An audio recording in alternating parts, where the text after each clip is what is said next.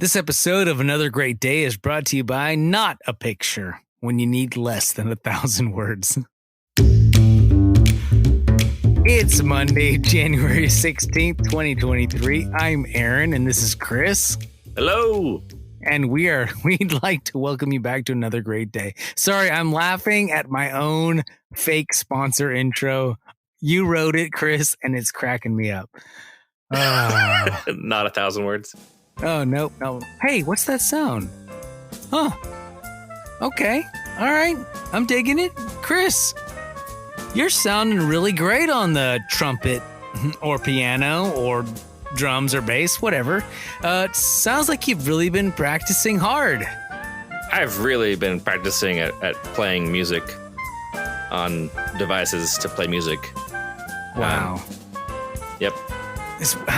So, has it been difficult for you to get this good?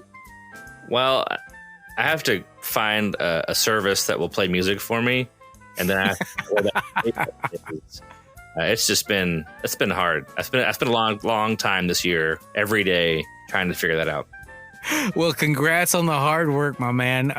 It sounds good enough to be able to play at a concert hall. Well, one day I dream of going to some place like, you know that place where Godzilla had all the eggs? Carnegie Hall? You mean the Thrilla in Godzilla? Yeah, that one. Carnegie Hall? Yeah, that one. Yep. Someday I want to go there and see the Godzilla eggs. I mean, listen to music. Well, funny you should mention that, dude, because this day in history involves that famous concert hall. In fact, back in 1938, the first ever jazz concert was held at Carnegie Hall and was performed by Benny Goodman and his band. All right, listeners, everybody listening right now, do you want a quick challenge? I think you do. Okay, here we go. If you're listening, pay attention. Here we go. Do you know where Carnegie Hall is located? What state? What city? Give us a guess. We'll give you 5 seconds. Ready? 5, 4, 3, 2, 1. I'll give you one more hint and 2 more seconds. It's in a big city. 2, 1. New York City. That's right. Carnegie Hall is in New York City. And that's where Chris is right now, playing all of these glorious samples. Thank you, Chris, and your hard work. Well, thank you guys for listening. We appreciate that. Hope you had fun with that this day in history. This next segment is called the Question of the Day. And if you're new to this, we'll ask you the question, encourage you to stop down and answer this question with those around you. We'll give you about 10 seconds to answer. And if you need more time, feel free to pause the show and come right back. Okay? All right. Today's question is, what sound brings a memory or reaction to you every time? And as an example, here we go. Here's some sounds that make me think of things. Ready?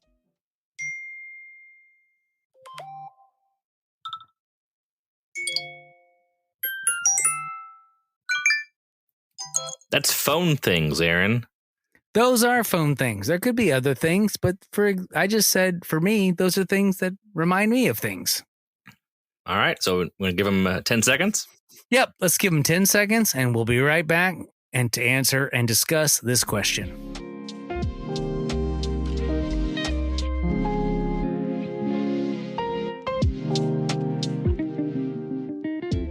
All right, welcome back to the discussion answer portion of our question. We hope you had a great time discussing that, and we hope you had some good memories and reactions that you could talk about.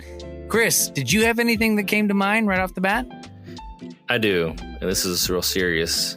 Very, very serious.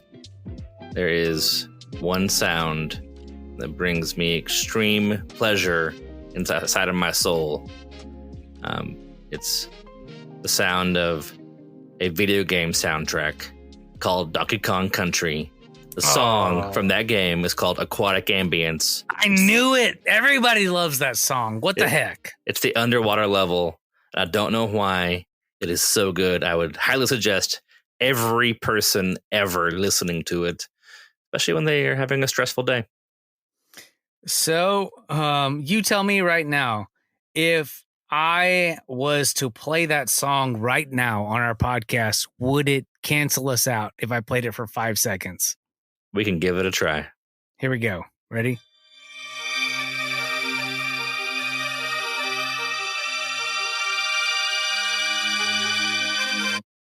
So Can calming. I just say, I remember that level, and it stresses me out because you're riding that fish as you're an ape. Okay, to give you context, listeners, you're a Donkey Kong, which means you're an ape wearing a tie, which is ridiculous. He gets up every morning. He's naked, basically, and he puts a tie on. Then he gets on a fish, which is a marlin, and he rides it around in that level, trying to collect coins before it's too late. And it's very stressful. And it's a fun level, but man, it's stressful. And that relaxes you. I love it. Nostalgia all the way. I don't know why. There's something really special about nostalgia. It makes your brain react a certain way, thinking about the past. And that song cues it right up. So what do you got? What sounds do you have? Have you already done your telephone sounds? Oh, no. It's actually, I'm being a super hypocrite because the song that I feel like and the sound that creates like tranquility in me is also known as being like eerily upsetting. And it's the song Dire Docks by Mario 64. That's the second on my playlist. I have a calm music playlist. The first one is Aquatic Ambience. The second one is Dire Docks. Guys, this was a level in the Mario 64 game where you were basically alone with an eel and like 5 fish I'm watching Aaron at this moment. I get way too excited about that song. He kicked his microphone stand and it fell into his lap. Y'all don't know this. So as we're recording the podcast, we see each other and talk to each other. And I just watched it fall away from the screen. That's great. It's true. And for the record, everything was on fire. I was trying to juggle everything while it was on fire. That's not true. You are Mario and you are in a dry desert area, and there's not a lot going on outside of this small shore area. There's a ton of water. You have to dive into it, and there's even like docks underneath. And this is the song you'll hear.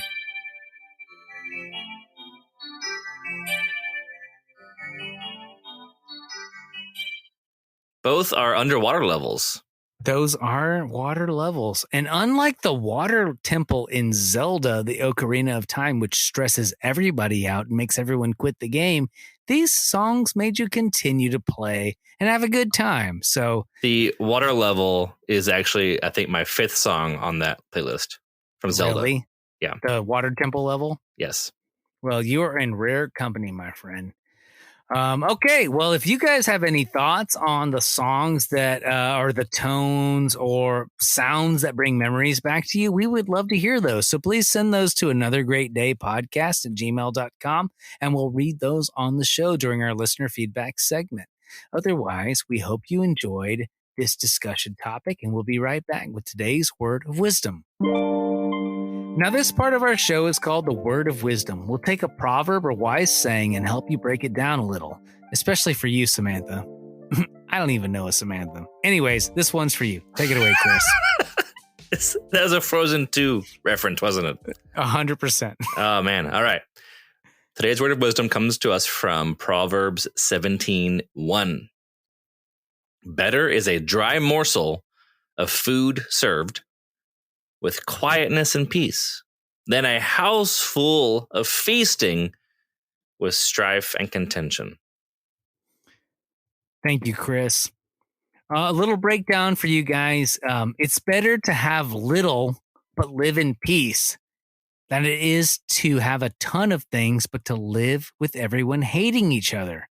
So, guys, imagine a castle and they have everything they could ever want. So, toys, food, everything, but they don't like each other. The mom doesn't like the kids. The dad doesn't like his wife. It's just bad.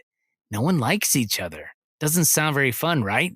However, imagine if you were very poor and you didn't have a lot of fancy things or fancy toys or fancy clothes, but you and your family and your parents, they all loved each other very, very much.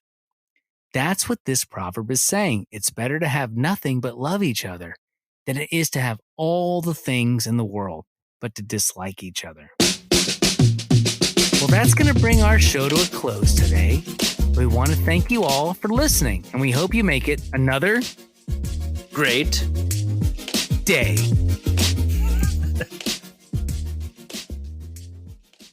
Chris, have you ever eaten at Chicken Express? I have, yes, I've eaten Chicken Express. Actually, many times. Have you ever eaten there after you finished a hard workout? I have not. That's a terrible idea. No. Yeah. Did you know that me and Denise used to go there after our workouts in college before we were dating? What? Yeah, I used to be just friends with my now wife, and we would go work out at the UNT Rec Center, and on Avenue C in Eagle, there used to be a Chicken Express, not a Chicken Express, and we would go there. You know what my post-workout meal was? I don't want to know. Do you want to try to guess? Yes, no, go for it. All right, okay, here we go. It was wait. Four tenders, fries, and a Dr. Pepper, a tea, sweet tea. Good. Oh my gosh, dude, do you know me or what? It was 3 tenders, fried okra, and the Dublin Dr. Pepper. That's right. So I was totally wrong. No, you were extremely close because you said Dr. Pepper. The only thing was the fries. So for those of you who do not know, for those of you who are not Texans, Chicken Express is a fast food chicken tender themed restaurant. And they have something unique here in Texas, okay? So some of you may know about Dr. Pepper, okay? And a few of you might go, yeah, we've had Mr. Pibb. Yeah, Mr. Pibb is the strange roommate of Dr. Pepper. It's not the same.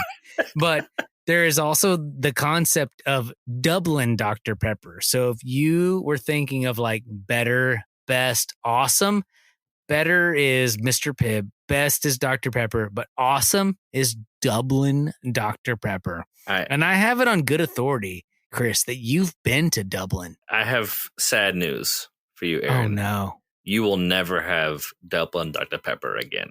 Really? Why? Because the factory has been closed for a while.